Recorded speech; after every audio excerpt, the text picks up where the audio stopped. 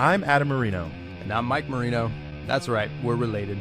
We are two cousins talking music and how it relates to us. And why it should relate to you. This is How It's Related. Welcome back to another Wednesday, and look down here, we got new tags. Our names are different. Just trust me. It's in post-production. It's inside the Mikey. computer. They're in the walls. Matrix. We are inside. I just found out, by the way, for the foreseeable future, Studio One is down for the count. We're not going to know anything until January. I have a pitch that's going to happen behind closed doors. So just know that.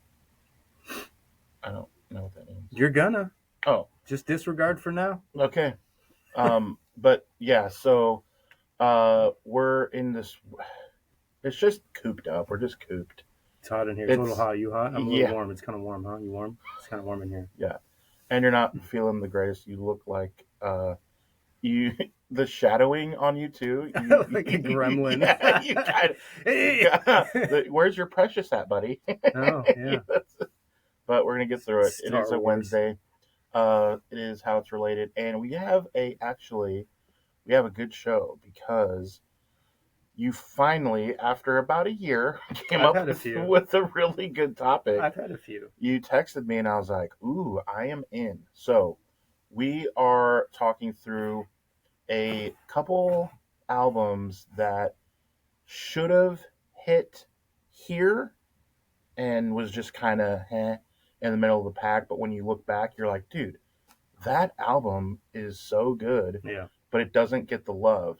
So I'm curious. Let's dive in. I'm curious. Here's the thing. I'm going to cut you right off. Okay. You go first because mine's better, for sure. I mean, all right, fair. So here's what I will. Now, this came out October of 1999. So the year I graduated high school. And here's the thing. So this is, of course, Incubus, and this is their... Is that Morning View? No, and see, Make that's Yourself. what gets... Yes. So that one was huge. No? So Make Yourself, here's what happened. Is that the Pardon Me album? Yes. Okay. I need to hear this. Yeah. So it dropped right in the middle of peak new metal. Yeah. And so you had Limp Bizkit, Korn, early Linkin Park. This is just to correct you. To be fair, this is early stage, like dawn stage new metal. 94 to 99. Okay. Yeah. So you kind of got shoved in the same bucket, whether you liked it or not. Yeah. If you were a band with a DJ and big riffs in 1999, you kind of got shoved. Yeah. And so it didn't become a bigger album. Branding was kind of a weird deal. Again, this is 99. This isn't now. This is the branding was 25. an absolute thing because they sit and think like, we can't put you here. We can't. That was a problem with my band. Is like, we can't put you over with these guys. We can't send you on tour with these guys. What do we do with you? And like, we're like, that's a good thing, right? Yeah. So the issue is you have Stellar, you have Drive. Drive is totally a different. So this song put them. I'm thinking of smash hit. Yeah. Remember, he drew himself. The music video is animated, and it's him like drawing himself. I might not have ever seen it. Okay, I'm not sure. So the great song, great tune, right? But it just, people didn't know what to do with it. They didn't know what it was. They just, I Miss You is on here. That's a good song. Pardon Me, Make Yourself, The Warmth. So don't let the world bring... That's a good song too. Dude, I think my two right? favorite Incubus, like the only two songs of theirs I like are on that album. Minus Science, which doesn't count. So it had like Drive back then was like this MTV Unplugged vibe. And it just But there this thing though, yeah. It just should have been a complete and utter smash. Wasn't it? That's the thing I'm No, thinking. Like this made its way to like my mom's radio station. This you heard this in the grocery store. Yeah. It took a while, but I remember. I don't know. I mean, Live 105 in San Francisco was playing like "Pardon Me" every 8 seconds. You know, they were cutting off other songs to play "Pardon Me." If this came out 5 years later, it's looked at as like the blueprint, whereas no one goes back. I agree. I agree with that. That's the because idea. That stuff spawned a different little sub. Yeah, and which is why you can say officially now with that agreement that they were officially ahead of their time. Officially, I mean, and that's kind of how it goes sometimes. So that's my take, is that because they're ahead of their time, the album doesn't get the love, and it gets a lot of love as you're kind of like, what? It gets love. Like it sold 286 trillion copies. Right, and that's when people were buying. But it should have been 700. It should have been 700. So that's where it should have been 8 times the population of the Earth.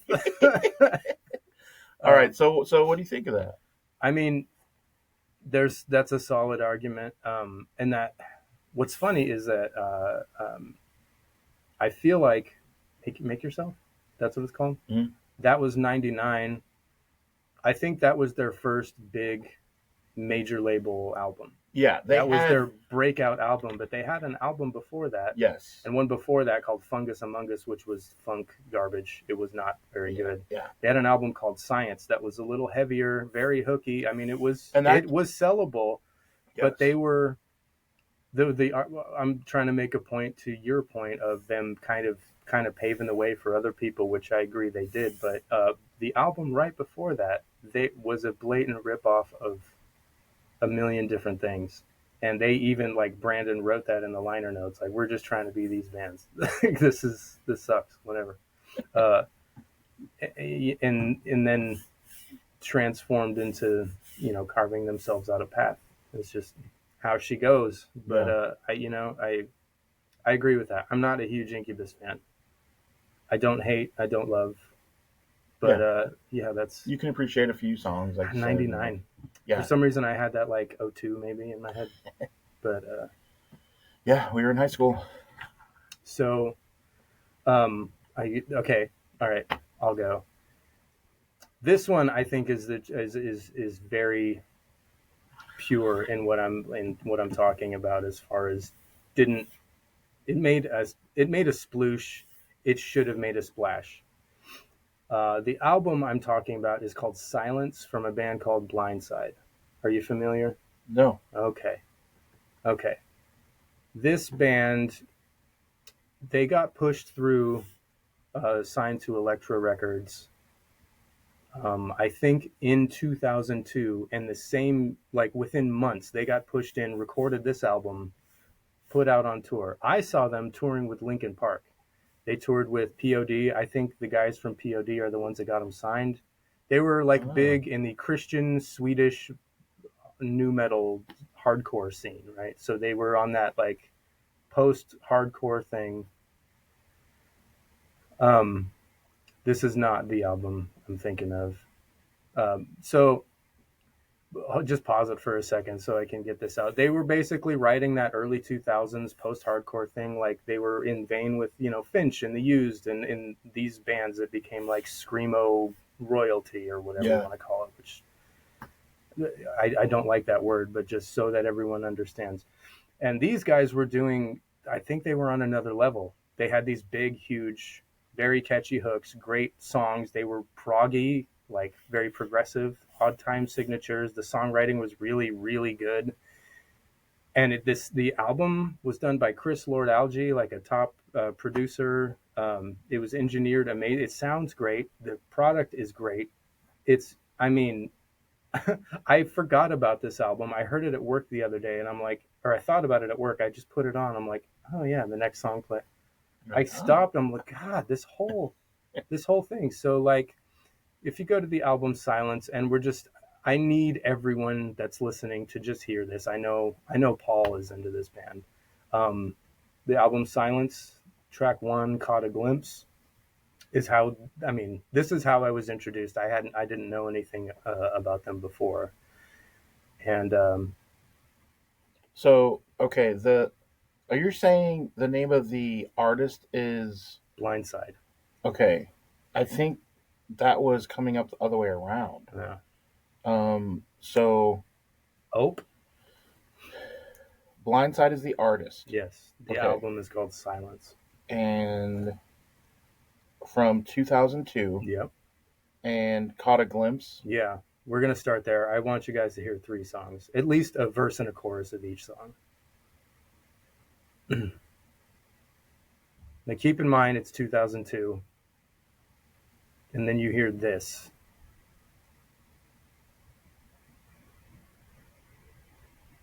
Wow. Oh, It gets better and better, dude. it's melodic. It's unbelievable. So melodic. And they're a Christian? Yeah. And it could be argued that is the reason they didn't. But this is undeniably good, and it shouldn't matter. It is. Listen to this chorus. Some POD.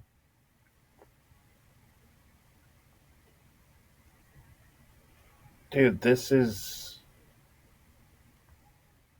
I'll be honest, if you would have said, oh, hey, this song just got released yesterday. Yeah. It holds up. It is very of that time, right? Right, but it definitely holds up. Yeah, so this... Wow, this is impressive, dude. Okay, the next one I want to show you, because it's even better, Sleepwalking. Or Sleepwalk, it's the same album. This wasn't even the single. None of these were the single. The single's like not that good. I think they chose the wrong single. But just, can you give it a little thump up? That's all right. I got it here.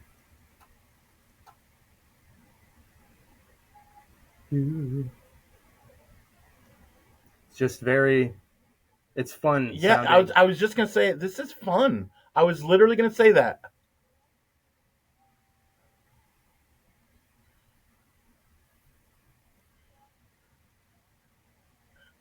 Wow.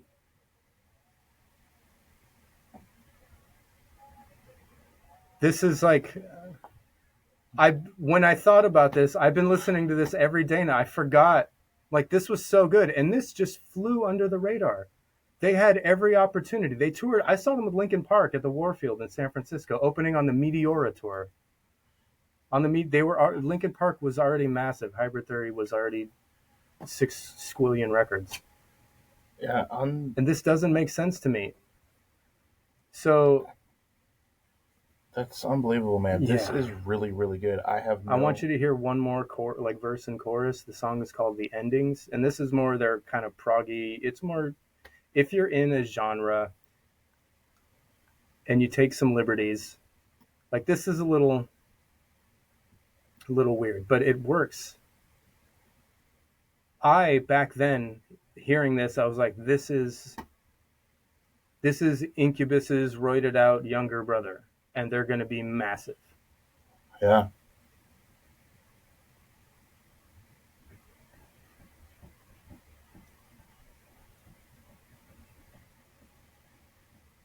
Yeah.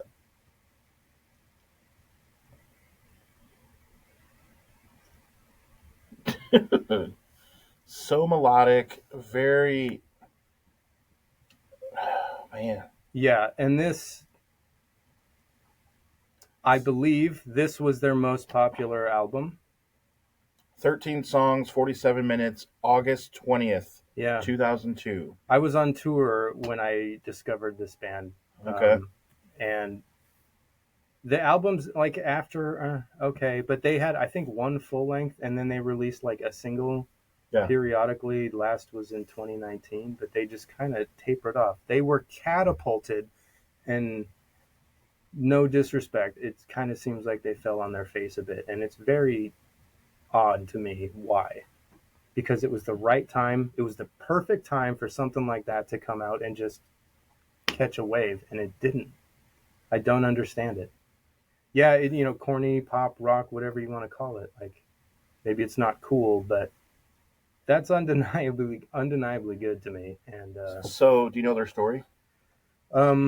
Christian band, big on they were like a hardcore band before that. I think they had 2 albums previous to that. They were signed to an independent Christian label. Then they jumped to a bigger Christian label, Tooth and Nail, which also signed Creed, Evanescence. I remember Tooth and Nail. Or not Tooth and Nail. Maybe Wasn't it? I think. No, that was Wind Up. Toothless? Tooth and Nail was I'm brain farted in my head. Tooth and Nail was like a Christian hardcore label. Yeah. Wind Up is something different, and Wind Up was kind of that, but then they needed some big bands, so they signed Evanescence, who I think isn't even a Christian band, but no, they're not. And Creed also. So who didn't realize they were a Christian band. Did you know they were Swedish? Yeah. Okay. So they're from the southern suburbs of Stockholm, formed in 94 as Underfree. Yeah. Was their name. It's a bad name. And then like what? Yeah. There's an American Blindside also. Mm. And they were out, and they were, I think, in that kind of growing in the hardcore scene, and then that Blindside came out. Yeah, they caught attention in 2001, like you mentioned, with POD, resulting in a contract with Elektra. Yeah. And then Silence released, and they toured with Hoobastank. And they toured with Hoobastank, they toured with POD, they toured with Linkin Park, they toured, all the biggest bands back then. Like them or not, that's a lot of exposure. So they are technically still active. Marcus, Thomas, Simon, and Christian. Pretty cool. But I submit that as how the hell was that not huge? So I like how unknowingly we totally went the extreme, because I picked an album that already really... That was massive. That was massive. But again, I think I had a good argument. And then you had one that I didn't. Obviously, you are correct because I don't even know it. So, like, that's obviously one, So, no, that's pretty good out of you. Oh, hey, thanks. I like that. So, like I said, pretty good show. Pretty okay. Yeah, that was good. I am definitely the way home tonight. It is Blindside. You hear an album and you have a repeat song. You repeat it. The first 8 songs are that. Well, and so is that Incubus. Me and Paul, you mentioned Paul, we would play Madden and we would listen to Linkin Park, the Puff Daddy album. Why lie? We didn't know. Yeah. Why lie? It's what it is. The one with Mace and but Puff Daddy was in rotation there. Korn, that Better Than Ezra, Collective Soul. Mm-hmm. 311. We would just pop those CDs in, and it was a 5-disc changer. And so we would rotate maybe the 5 discs, but pretty much Incubus was going to be in... Till it disintegrated. Yeah. So, man, 1999. Good times. Okay, so I thought you had some announcement, or not? No, but I'm going to talk to you after the show. Oh, all right. So you don't get to know, only me. Wah, wah. So we will see you next week. Okay, so if you happen to like this episode, please tell a friend. And if you didn't like this episode, please tell nobody. Be sure to like and subscribe on Apple and Spotify and, of course, YouTube. Follow us on social media as the links are in the show notes. Remember to check out our next episode where we will tell you how it's related.